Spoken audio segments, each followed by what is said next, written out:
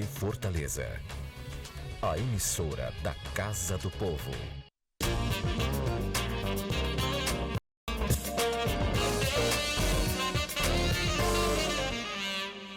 Mais uma vez, sejam bem-vindos. Como dito, em nosso bate-papo de hoje, a gente vai falar sobre a campanha Novembro Azul.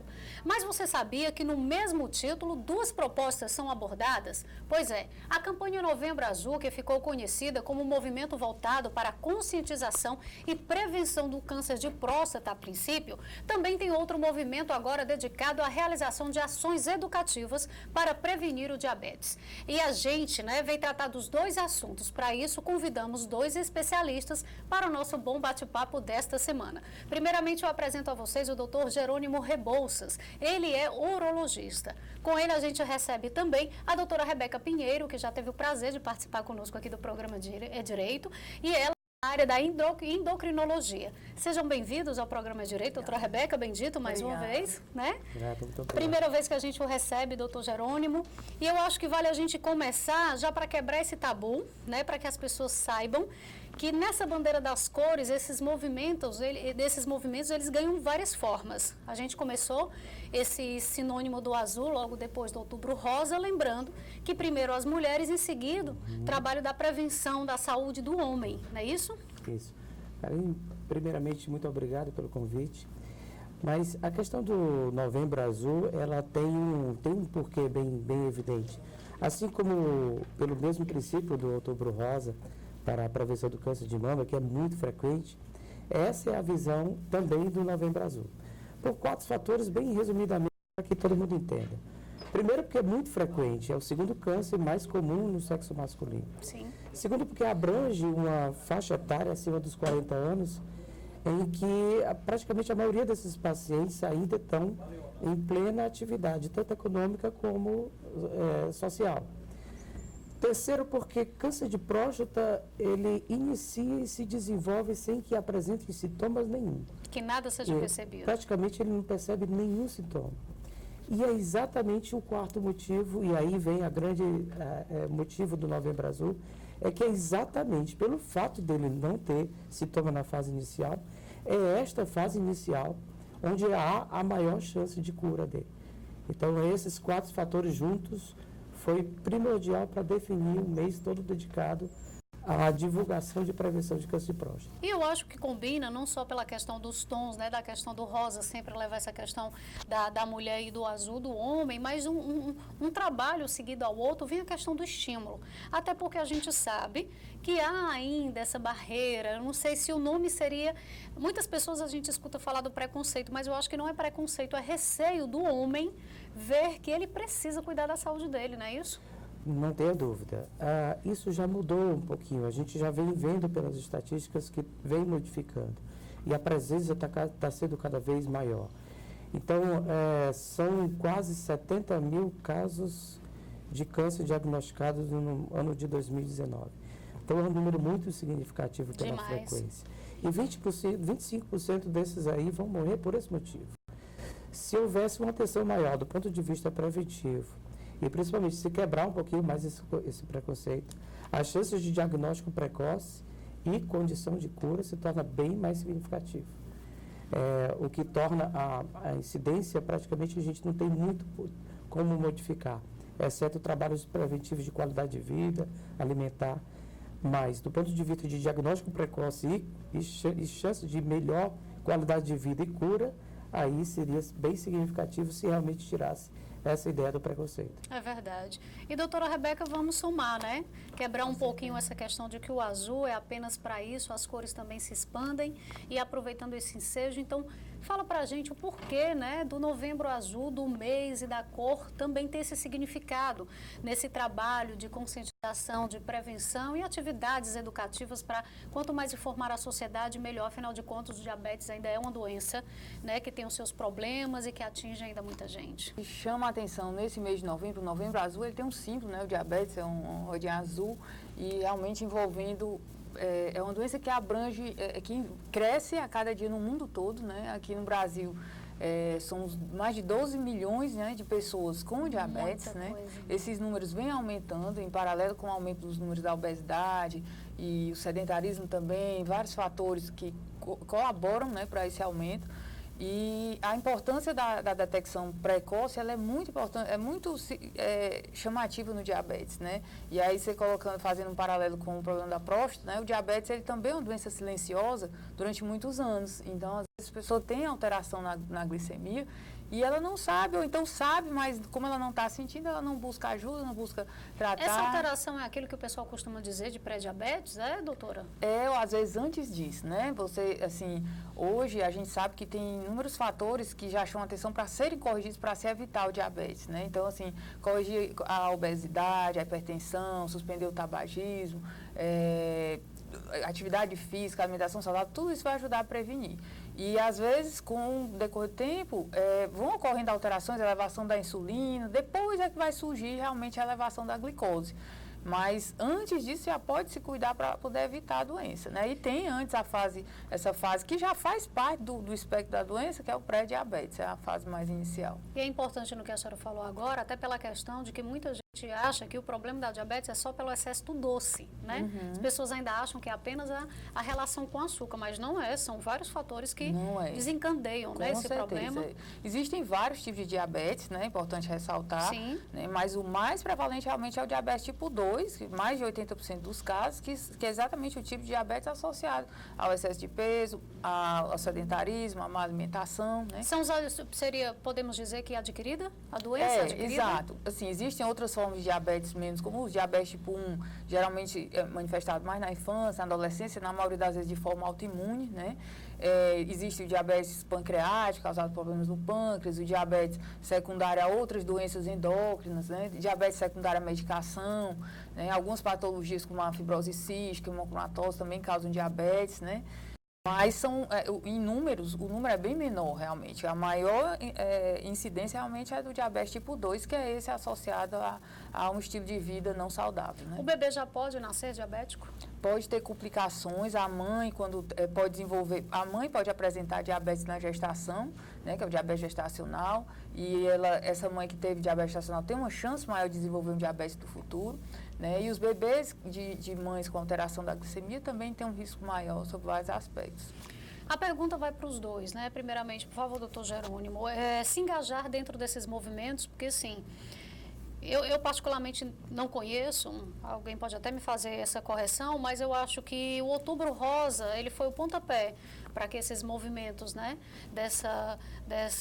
a fixação das cores por força. Isso tem feito a diferença, assim como dentro do Novembro Azul, para trabalhar a questão do câncer de próstata, assim como da diabetes?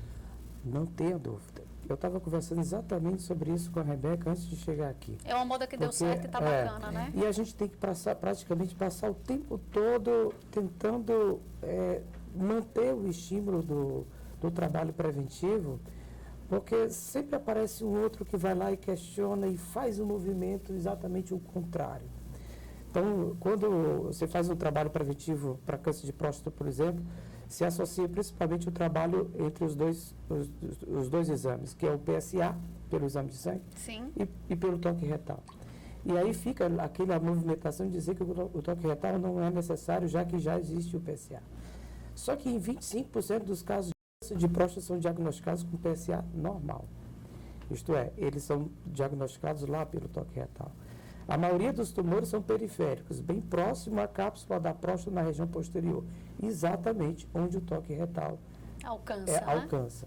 Então, a gente tem que fazer o tempo todo, estar aqui presente, como nesse momento, para manter essa atividade, da importância disso e tentar desmistificar um pouco o que é feito de forma contrária ao movimento, né? Porque começou até na questão da brincadeira, né? As mulheres aproveitando, olha, agora chegou o momento de vocês, e eu acho que aos poucos os homens foram tendo essa consciência e esses movimentos, eles vêm trabalhando isso, né? Eu acho que através desses movimentos também se ganha até se conquista, na verdade, melhor a percepção das pessoas quando a gente diz que a de uma atividade física não é bom só para a questão do combate à diabetes, para a questão de qualquer tipo, né? Essa questão de você parar, deixar de ser sedentário, procurar ter uma boa alimentação, qualidade de vida, ela vai para qualquer fator, seja qualquer doença, né, doutora? Com certeza. Fazendo um paralelo com a questão da próstata, né, o diabetes, ele precisa ser buscado o diagnóstico também de forma precoce, né? De que maneira esse diagnóstico é feito? A orientação, todas as pessoas acima de 45 anos, elas têm que fazer uma glicemia, pelo menos uma vez, e abaixo disso, em qualquer idade, né, se ela tiver fator de risco. Aí é uma história familiar, um parente de primeiro grau com diabetes, pacientes pessoas que têm sobrepeso, obesidade, hipertensão, colesterol alto, então elas precisam fazer uma avaliação. Quem já teve diabetes gestacional, mulheres com vários policísticos, então todos são fatores de risco para ter um diagnóstico de diabetes no futuro. E aí é importante a avaliação, né? Fazer glicemia,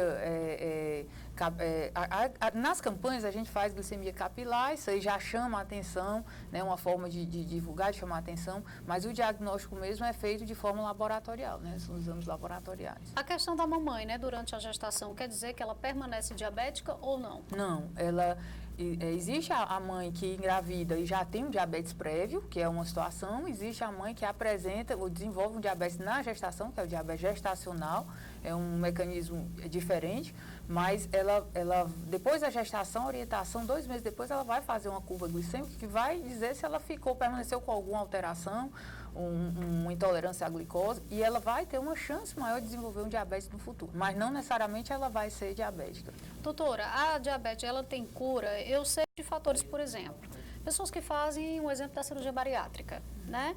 Que depois desse processo, a normatização em relação a isso, mas a diabetes, ela tem cura em si, se a gente parar para dizer se sim ou se não? Hoje a gente fala em controle, a gente fala em prevenção, né, em evitar desenvolver a doença, e a gente fala em controle. Existem inúmeras formas de tratar, hoje a gente tem medicações muito seguras, hoje se preconiza muito a questão da redução do risco cardiovascular, porque o diabetes é uma doença eminentemente vascular, né, a principal preocupação do controle é evitar as complicações a longo prazo, e aí vem as complicações da retina, né, que é a vista, as complicações dos rins, as complicações da circulação periférica, os problemas vasculares, o AVC, o infarto.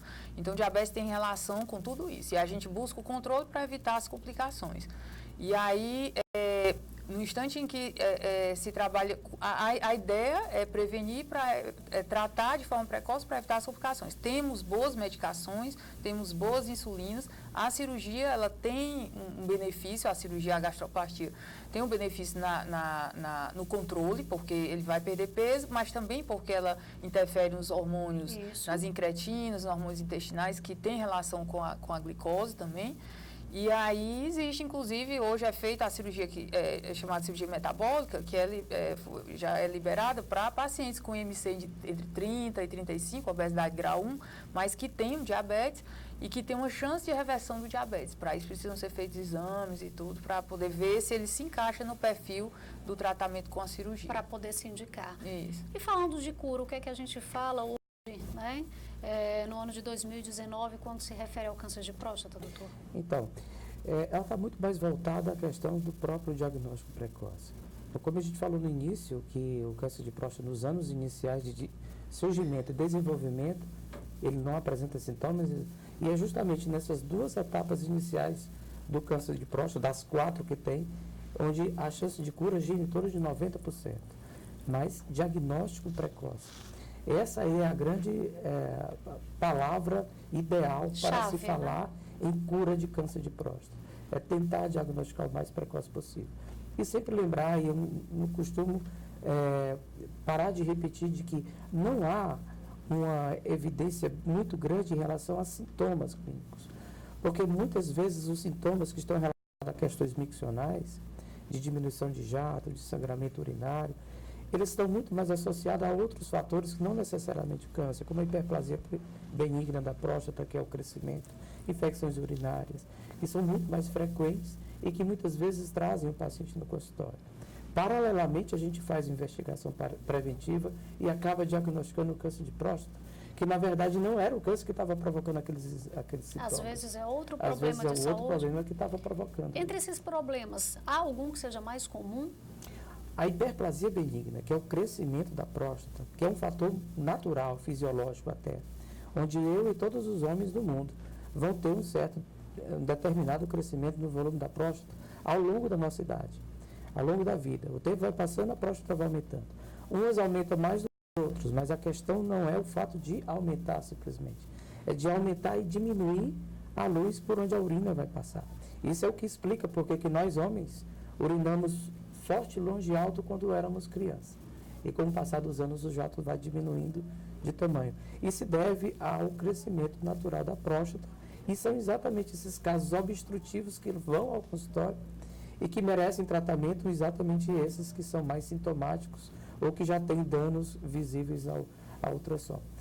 Mas a questão do diagnóstico do câncer de próstata aí é paralelo, porque o que levou ao consultório foi outro motivo, né? Então tem essa questão de que câncer de próstata e outros sintomas podem estar mais relacionados a fatores não relacionados ao câncer. Mesmo os homens hoje indo mais ao médico, procurando se cuidar mais, nem que seja por insistência da família, ou da própria esposa, dos filhos, eles ainda, depois de chegar, eles se sentem mais à vontade, eles estão dando continuidade a toda a orientação médica, aos exames a se fazer, ao tratamento? Eu costumo sempre dizer de que no momento em que eles passam a entender a importância e de que aquilo pode trazer uma modificação bem significativa principalmente na sobrevida dele e na importância de que seria o diagnóstico precoce, a mudança da concepção acontece. Então, a informação é um fator crucial. Passar a entender o porquê, que não necessariamente é um mês azul e qual se tem que tomar atenção ao câncer de próstata. Mas entender de que todos os meses também são, não necessariamente esse. É apenas uma questão de movimentação, para trazer o máximo possível de informação para a população, para ela passar a entender isso. É verdade, questão da prática de costume também, né, Sim, doutor? sim. A gente vai fazer o nosso primeiro intervalo, mas já a gente continua aqui o nosso bate-papo, né? Hoje em pauta o Novembro Azul, abrangendo essas duas questões de tratar e de prevenir, na verdade de informar e conscientizar também a questão do diabetes e do câncer de próstata. A gente volta já já.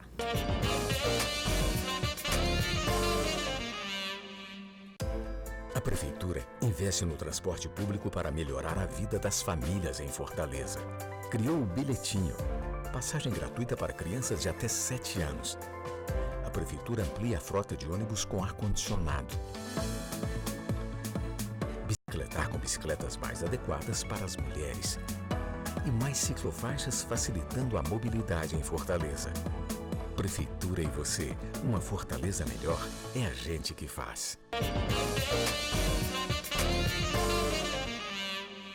De volta ao programa Direito, que hoje brinda a chegada do mês de novembro e reforça levantando a campanha do Novembro Azul. Campanha esta hoje que abraça várias causas. Em pauta hoje a questão da conscientização, prevenção e orientação à sociedade no geral sobre a doença, o diabetes, assim como também o câncer de próstata. A gente recebe o doutor Jerônimo, que é urologista, e com ele também recebemos a doutora Rebeca, ela que é endocrinologista.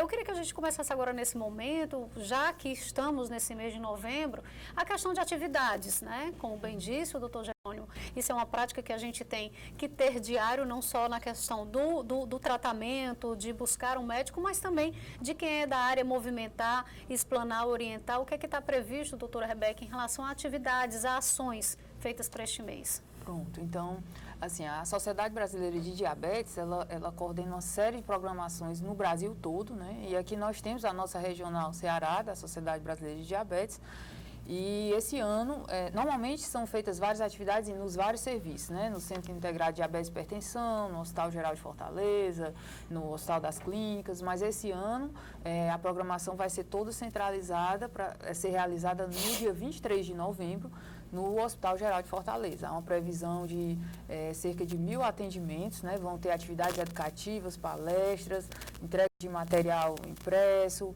avaliação da vista, então envolvimento grande dos oftalmologistas, né? São feitos exames para a prevenção da retinopatia diabética, né? Então, esse ano, inclusive tratamento também, orientações com relação ao tratamento do diabetes, as orientações preventivas, glicemia capilar, a aferição de pressão, peso. Então, assim, há um envolvimento muito grande tanto entre os endocrinologistas como os estudantes de medicina, os residentes de endocrinologia. E aí a gente busca sempre uma oportunidade realmente de divulgar, né, essa questão da importância da prevenção, né? Um número realmente muito alto, mais de 50% das pessoas que têm diabetes não sabem que tem, né? Então a gente chama atenção para isso, para ir lá, faz a glicemia, né? Se tiver ali já acima, é rápido, é simples, né, doutora? E assim, tem como chamar atenção para aquilo ali, para depois buscar uma assistência adequada, um acompanhamento, né, e tudo. Então, é um momento realmente bem importante. Verdade. Reforçando até essas ações, a gente lembra que aqui em Fortaleza a gente tem a lei de número 10.053. Essa lei ela foi instituída em junho do ano de 2013, exatamente na forma de oficializar, incluir no calendário oficial de eventos aqui do município de Fortaleza, a questão do Novembro Azul, nessa proposta de trabalhar essas ações educativas, né, para a prevenção do diabetes. E, doutor Jerônimo, o que a gente pode falar? A sociedade ela tem uma programação, vai organizar atividades também para esse mês? Isso, a Sociedade Brasileira de Urologia, na SESC Ceará, ela já tem no seu site alguns trabalhos já preconizados para essa questão do trabalho informativo, né, de estímulo, não só para esse mês de novembro, mas para que seja feito o ano inteiro, né? Algumas instituições próprias, isoladamente, como as próprias instituições onde tem as residências de urologia associada, como o Hospital Geral de Fortaleza, como a Faculdade de Medicina, também faz os seus trabalhos isolados. E todos nós da área da urologia também, estimulando, participando com eventos como esse, para que a gente possa chamar o máximo possível a atenção de adquirir essa informação e esse entendimento no que se respeita à ação preventiva do câncer de próstata. Independente do movimento em si, eu acho que hoje com essa questão das redes sociais, cada profissional ele tem o seu jeito especial de trabalhar e que se soma a esses momentos, né, doutor? Sem dúvida, isso nos ajuda muito, isso é uma máquina até que está sendo bem utilizada e que pode ser bem utilizada para isso. E isso cabe a nós, urologistas, estar sempre presente lá nesse intuito informativo, de orientação, de estímulo à busca da ação preventiva.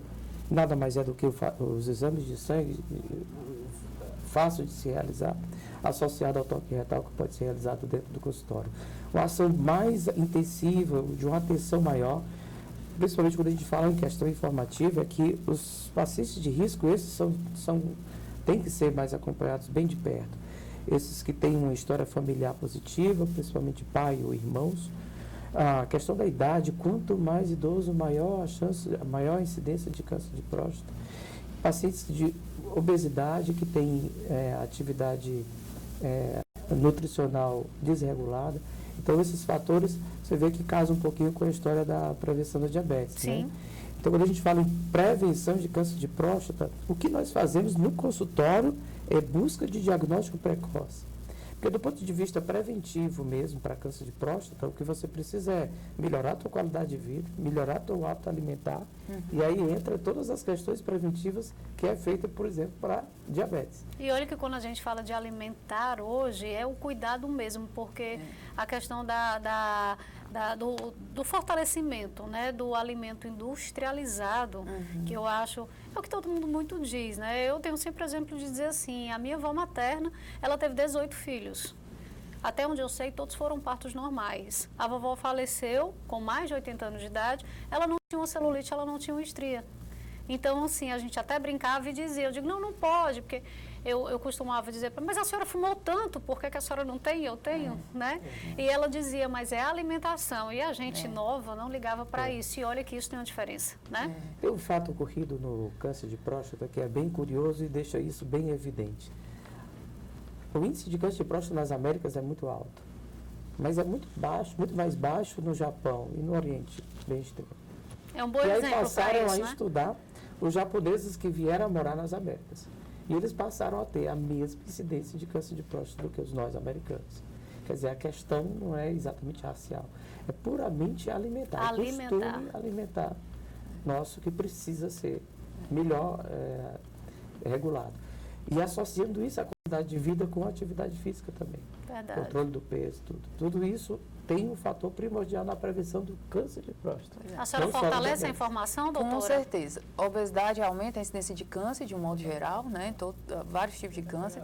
No caso do diabetes, 80% dos casos de diabetes tipo 2, eles são preveníveis por uma modificação no estilo de vida, né? Então, a gente sabe que poderia se evitar um grande número de casos. O Brasil é o 4º país do mundo em número de casos de pessoas com diabetes, né? Só perde para a China, Índia e Estados Unidos. Então, é um número muito alto e que a gente sabe que poderia ser evitado. Então, assim, essa questão dos hábitos alimentares, aumentar a ingesta de legumes, a alimentação mais saudável possível, frutas, legumes, verduras, né? Evitar a gordura saturada, evitar a quantidade de carboidratos simples de modo geral, o açúcar refinado, os alimentos muito processados, né, ultraprocessados. Então, tudo isso realmente contribui para o ganho de peso e também para o diabetes. E o sedentarismo, né, que é outra coisa que a gente tenta realmente chamar atenção diariamente. Cada paciente que entra no consultório, se você está fazendo exercício, está fazendo atividade física, porque isso faz toda uma diferença no controle dessa parte metabólica, no controle dessas taxas de glicemia, de colesterol, de pressão. O que ainda se percebe também é as pessoas na dificuldade de entender essa orientação que a senhora como médica relatou bem, e eu acredito que seja dessa forma simples e claro que é passado para todo paciente, é das pessoas não entenderem que quando você busca qualidade na sua alimentação, não é buscar estar com o corpo em forma, não é buscar, né, a questão da aparência, é do bem-estar, literalmente. Eu conheço pessoas que às vezes dizem assim, as pessoas não entendem que quando a gente brinca dessa moda do fitness, né, dessa moda do estar fit, é porque eu quero estar bem, eu quero estar bem com o corpo, não, eu quero estar bem na minha saúde.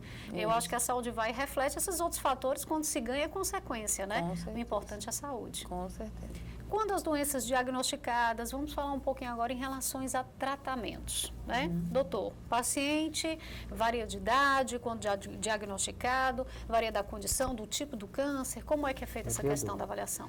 O câncer de próstata, a gente pode dividir de forma mais, para melhor entendimento no que se refere a tratamento, entre duas etapas. A etapa mais inicial, que abrange a faixa etária entre 40 e 70 anos. 40, 70, 75 anos. E a outra faixa acima dos 75. Por quê? Entre 40 e 75 anos, a sobrevida desses pacientes são grandes ainda tem uma longa sobrevida. E, normalmente, esses tumores têm uma tendência a serem mais agressivos.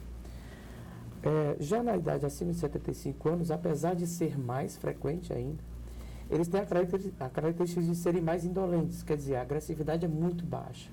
E como a sobrevida é pequena, então associa aos tratamentos mais radicais um tratamento que significa vigilância ativa. A gente fica fazendo apenas a observação da evolução do tumor. Que às vezes a agressividade é tão pequena que isso faz com que o tratamento pode ser mais danoso do que o próprio tumor. E isso aí é o que diferencia. Já nas fases mais de pacientes mais jovens, entre 40 e 75 anos, diagnóstico precoce é igual à cirurgia ou radioterapia. E em casos mais avançados pode se associar ou não à hormonoterapia. A cirurgia nem todos fazem? A cirurgia nem todos fazem, apesar de que é o padrão inicial de melhor abordagem. E com orientação bem repetida e absorvida do paciente nas questões que podem trazer a cirurgia.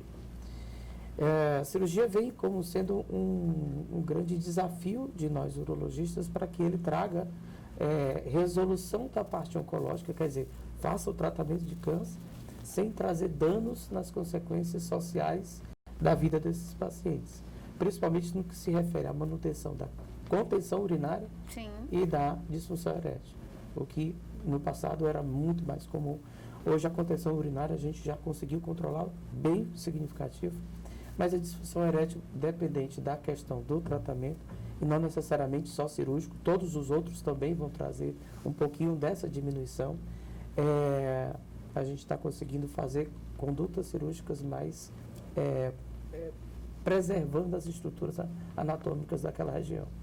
Até para que os homens entendam melhor, né? E se quebre mais ainda o tabu de não ir ao médico. Doutora, e a questão do diabetes? Eu vejo o diabetes, assim, sendo um problema em vários fatores. Primeiro, pela consequência de quando eu passo a ter a doença, por não ter me cuidado. Tem fatores também que, às vezes, a idade. Se eu sou nova, poxa, eu vou deixar de fazer isso, isso e isso por conta. Também se eu já tenho uma idade mais avançada, o pessoal da melhor idade já... agora eu vou ter que deixar de comer isso. Já é um pessoal, assim, um pouquinho, podemos dizer, cabecinha mais dura, né? Então, assim, de qualquer forma, eu vejo que o tratamento do diabetes, ele se torna mais complicado também em relação a isso. Ele precisa realmente ser individualizado, né? Assim... O diabetes ele é uma doença evolutiva, né? A gente sabe disso, ele vai andar com o decorrer do tempo. E, assim, as formas de tratamento vão variar dependendo do estágio em que se encontra. No caso, quando ele está sendo ali, o paciente começa a alterar a glicemia nessa fase, que a gente chama de pré-diabetes, mas, na verdade, já faz parte da doença. A gente pode tentar modificações no estilo de vida, pode-se usar já medicações de forma a prevenir essa evolução para o diabetes mesmo, para o diagnóstico. Isso é muito importante. Mas quando ele chega, ele pode já chegar com uma fase já de diabetes diagnosticada e às vezes está sem tratamento, e aí a gente tem várias classes de medicações, né? Hoje o que se reforça são o uso de medicações que diminuem o risco cardiovascular, e hoje a gente tem isso realmente disponível, é uma grande vantagem, porque você está tratando diabetes, mas está diminuindo também o risco de infarto, de AVC, né? Então, existem medicações para diabetes também que ajudam na perda de peso, né? Os análogos de GLP-1, os ISGLT2 são duas classes mais recentes de diabetes que atuam, né, no conjunto, não só na glicemia em si, né, mas toda a parte metabólica. E aí se inicia o tratamento medicamentoso. Agora, existem aqueles pacientes que chegam, que já têm sintomas. E aí, nessa fase, quando ele começa a apresentar sintomas, na maioria das vezes ele já está com esse diabetes aí, pelo menos uns 10 anos antes, né? A gente sabe que quando se chega ao diagnóstico de diabetes, as alterações começaram bem antes. Então, ele chega sentindo muita sede, muita fome, acordando muitas vezes à noite para urinar, né? Durante o dia, perde peso. Aí, nessa fase, nessa situação, o ideal é já se entrar com a dose de insulina, que nada mais é do que a reposição do hormônio que está em falta, e aí você estabiliza e depois você tenta ver se ele vai conseguir manter com medicações ou se precisa realmente manter insulina, né? Então, existem várias situações, né? Mas é importante não deixar chegar a esse ponto. E se chegar, realmente buscar ajuda rápido, porque o risco passa a ser bem maior se não tratado, né? Tudo é consciência e comportamento, né? Porque a gente tem que se adequar em qualquer momento, em qualquer situação ou nova fase. Até mesmo quando a gente está com a saúde boa, mas que a gente opta e, de alguma forma, alterar ou mudar alguma coisa. E até fazendo um complemento, até com relação a essa questão do uso da insulina, hoje é muito mais prático, a gente tem as canetas para aplicação, não tem aquela coisa de necessariamente ter que usar a seringa, aplicar, que as pessoas têm medo da questão da injeção. Já tem insulina inalada disponível, né? Em algumas situações a gente já pode abrir mão disso, né?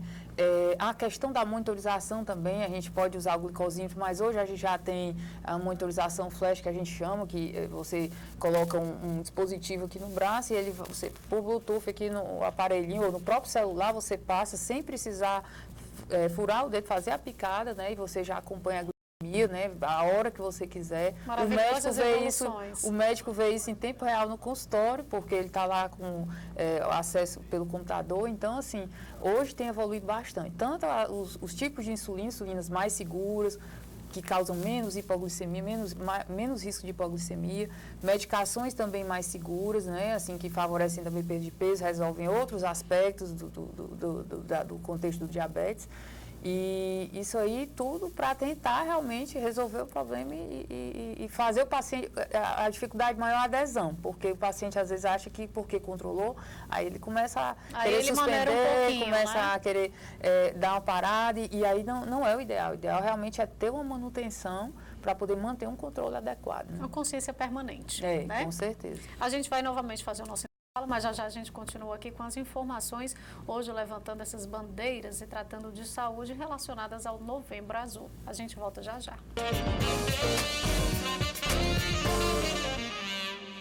A A Câmara Municipal de Fortaleza não para de trabalhar pela população da nossa cidade. E para que você fique sempre por dentro do nosso dia a dia, temos vários canais de comunicação. Confira o que acontece na Câmara pelo site e pelas nossas redes sociais, como Facebook, Instagram, YouTube, TV Fortaleza e Rádio Fortaleza. Acesse, comente, assista, participe. A casa é sua também. Câmara e você, juntos construindo uma Fortaleza melhor.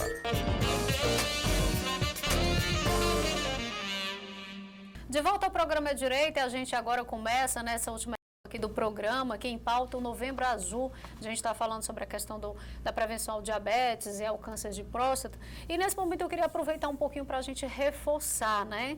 A gente sabe que a questão do atendimento privado, particular, é mais fácil, é mais acessível, mas também a gente vale informar para aquelas pessoas, né, que ainda usam o serviço público e que hoje precisam fazer sua avaliação, querem tomar conhecimento, ou já tem a doença e querem se tratar. Doutora, na questão do diabetes, como é que se procede?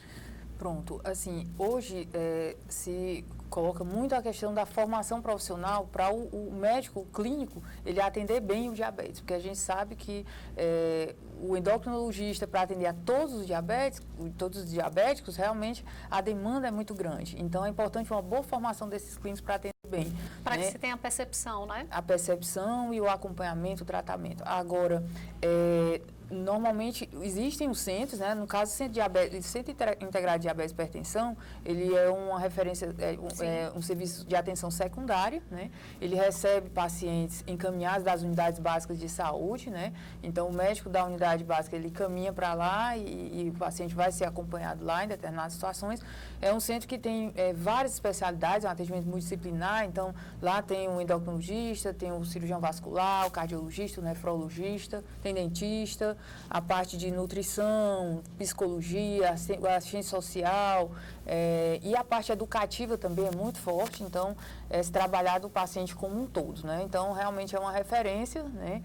Ele atende os pacientes DM1 de demanda, os outros por encaminhamento, e tem o oftalmologista também, né? Questão da retina. Então, Sim. assim, é uma abordagem bem ampla, né? E a gente tem todas as dificuldades realmente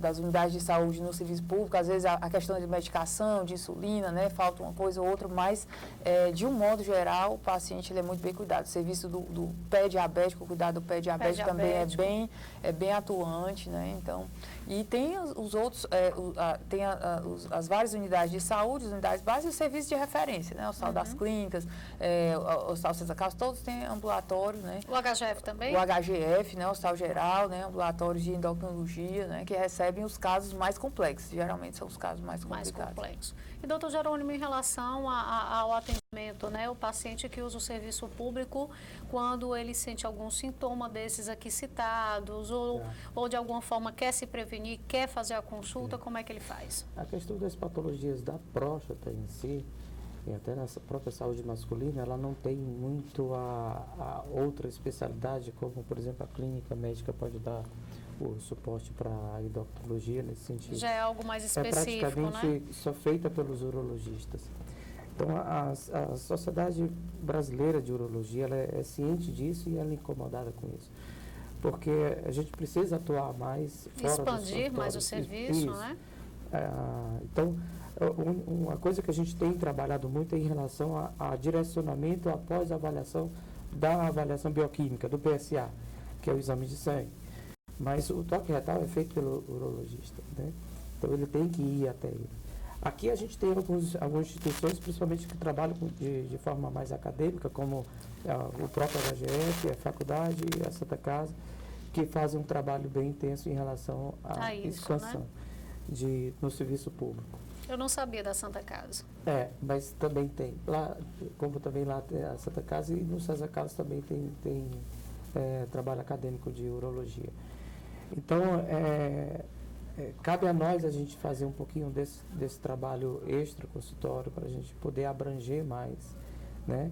Não só na questão informativa, como na própria atuação, na realização dos exames e do próprio toque retal, né? Nesse contexto.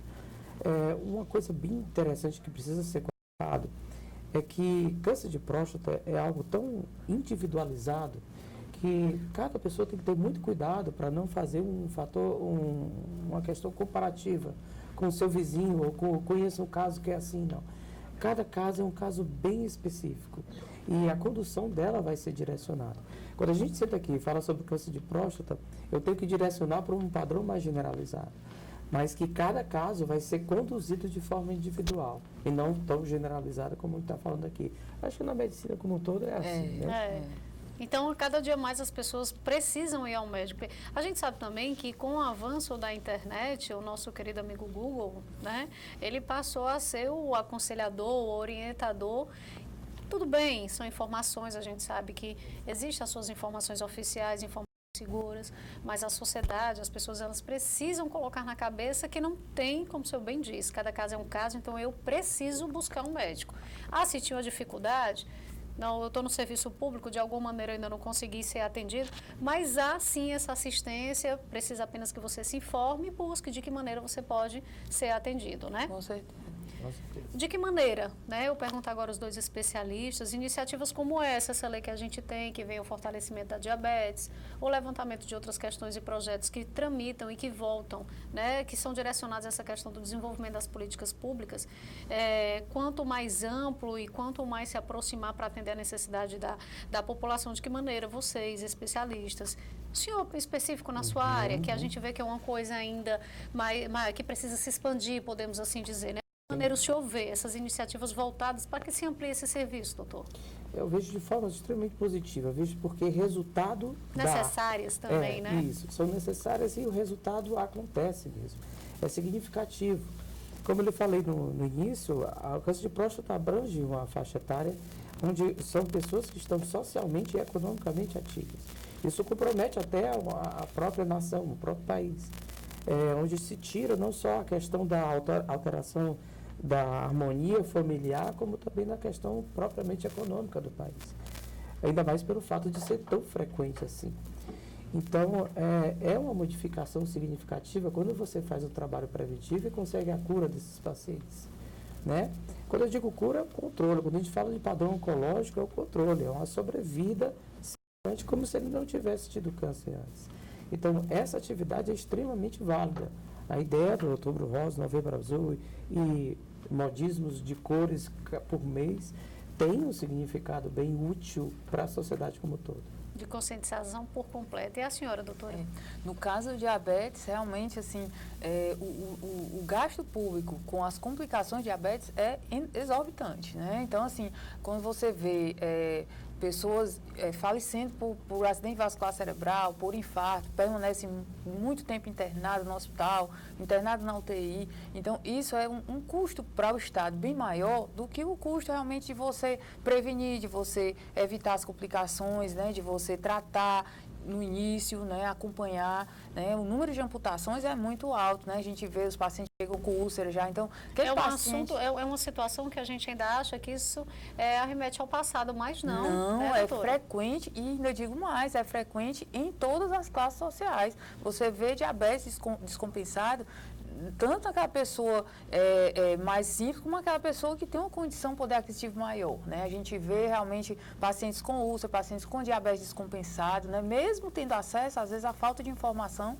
leva a complicações, leva a internamentos, a amputações, perda da visão. Já tive vários pacientes que chegam já com a visão perdida, ou então chegam depois de uma sequela de AVC, né? Para poder cuidar, quando podia ter sido evitado realmente. Então, esses cuidados no sentido de atuar no início, atuar na prevenção para evitar e o controle no início, ele é muito importante para evitar as complicações realmente. As pessoas, como no geral, na sua opinião, a senhora acha que elas estão mais conscientes?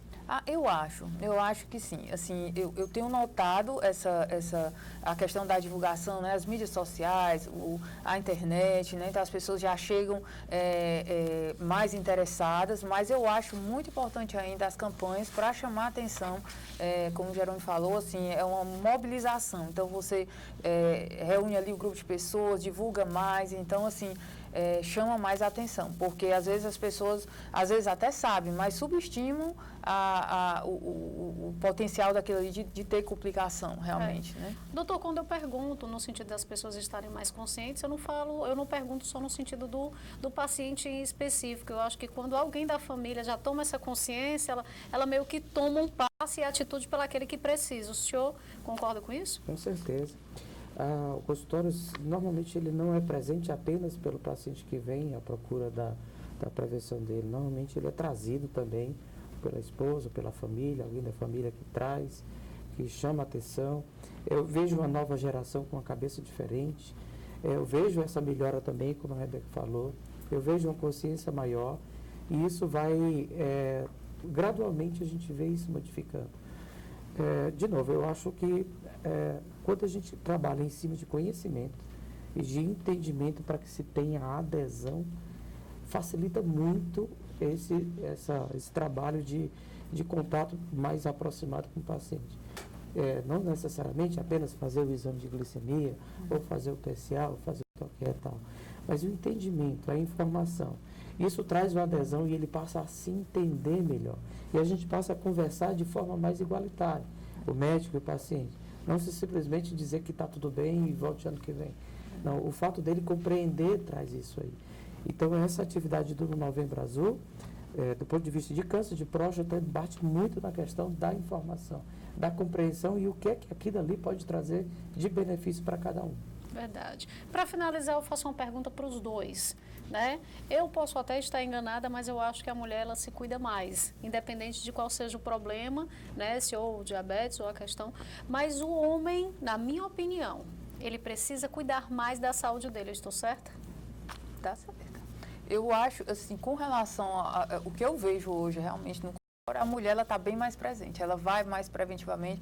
Agora, hoje, ela, às vezes, consegue trazer mais os familiares, né? Consegue trazer o esposo, consegue trazer o pai, né? Eu vejo hoje em aumento a presença do paciente homem no consultório, né? Eu acho que eles estão tendo essa percepção, assim, de uma forma já um pouco maior, mas a mulher ainda é bem mais participativa, bem mais preocupada. Doutor, o homem precisa? Não tem a menor dúvida de que você tem toda a razão. As mulheres realmente são bem mais atenciosas consigo mesmo. E atenciosas até mesmo com os seus entes queridos e mais próximos. Então, como eu falei, muito da vinda pode até ser sozinho, mas ele vem trazido por alguém. Normalmente é a esposa, uma filha que traz. Porque a questão da atenção de busca de saúde do sexo feminino realmente é maior do que do masculino. Não só pela questão do câncer de próstata, mas o homem, ele tem que se preocupar mais. Por que é tão importante que ele olhe para a saúde dele, doutor, como um todo? Olha, isso eu vejo tudo do ponto de vista de qualidade de vida. Eu acho que a coisa mais importante para a vida da gente, pessoalmente, eu estou falando nem como médico agora, estou falando como uma condição pessoal. Qualidade de vida. A gente tem que passar a viver bem. E a busca da saúde é nesse fim. E quando se vive bem, se vive mais, se vive melhor, né? E aí entra a questão da saúde física, mental, né? Você está praticando a atividade física, você melhora tudo, assim, o corpo como um todo, a cabeça, né? E aí você pode até, a gente como médico, a gente tem que dar exemplo, né? Então, colocar isso aí para o paciente. Quando você tem uma boa relação médico-paciente, isso aí também ajuda muito na adesão, né? Então, ele entender melhor e assim você tem que se colocar também no lugar dele, né, para entender os medos ali, os anseios, né, as preocupações e tudo, mas eu acho que a gente como profissional de saúde também tem que dar esse exemplo, né, e chamar a atenção realmente, porque é realmente a questão da melhora da qualidade de vida, horas de sono, né, uma coisa que eu bato muito na tecla, né, dormir bem, comer bem, fazer atividade física regular, tudo importante. Acaba que vocês sendo o personagem um pouquinho da história de cada um, né, doutora Rebeca? Gente, pois olha, a gente chega ao final do nosso programa, eu gostaria mais uma vez de agradecer a você que está acompanhando a gente, mas principalmente esses dois grandes profissionais que hoje resolveram, né, dar para a gente essa oportunidade de conhecer mais, são especialistas que cada um na sua área atuam e vieram para cá para que a gente fortaleça essa questão de informar, de conscientizar, de incentivar no fundo, que quando a gente passa informação, não deixa de ser um incentivo para que cada um tenha esse seu cuidado. Doutora Rebeca, mais uma vez, foi um prazer recebê-la aqui. Eu que agradeço o convite. Eu espero que a gente continue ainda por muito tempo trazendo boas informações. Doutor Jerônimo. Obrigada, doutora Rebeca, pela indicação. Tá né? E foi um prazer recebê-lo hoje aqui. Igualmente, muito grato. E eu espero em breve que a gente possa voltar assim a falar em outros novembros azuis que virão pela frente de avanços, né? Que na verdade é isso, a gente busca melhorar cada vez mais para avançar. E você que nos acompanhou, obrigada pela sua participação, obrigada pela sua companhia nesse mês de novembro que apenas se inicia. A gente brinda aqui falando sobre saúde, mas é isso, é o que eu sempre digo, né? Aquela dica de fique atento, porque se é direito, você deve cobrar. Cuide de você, cuide da sua saúde e aproveite o mês para se cuidar também. Até o nosso próximo encontro.